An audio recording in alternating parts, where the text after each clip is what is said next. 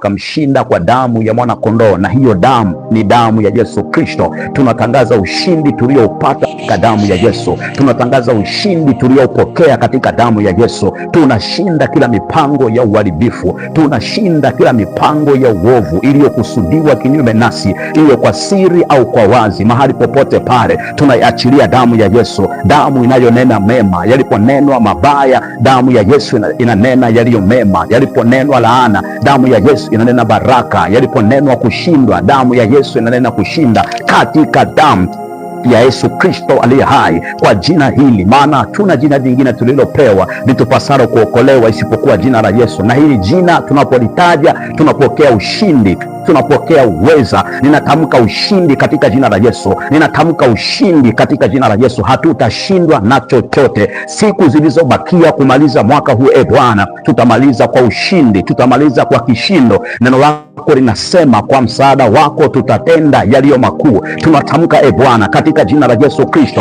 tunapoumalizia huu mwaka tutatenda yaliyo makuu kwa msaada wako, katika damu ya Yesu Kristo aliye hai, katika jina la Yesu Kristo aliye hai, katika jina la Yesu Kristo aliye hai. Mabaya hayatatupata, maana imeandikwa tutakuwa mbali na kuonewa, maana imeandikwa mabaya hayatatukaribia. Ndivyo jinsi ilivyo. Tunakiri kwa sababu tuna roho ile ile ya imani, nasi Bwana, kwa sababu tumeamini, tunakiri tulichokiamini, ya kwamba mabaya hayatatukaribia, wala hayatakaribia nyumba zetu, wala hayatakaribia familia zetu, wala hayatakaribia wowote, Mungu, uliotunulia kwa ajili ya kusimama nasi, katika jina la Yesu Kristo aliye hai. Tunatangaza ushindi tuliopokea msalabani kinyume cha nguvu za giza. Tunatangaza ushindi tuliopokea msalabani kinyume cha kazi zote za ibilisi. Imeandikwa, kwa kusudi hili mwana wa Mungu alidhihirishwa ili apate kuzivunja kazi zote za ibilisi. Kazi zote za ibilisi zilishavunjwa kwa kazi ya msalaba.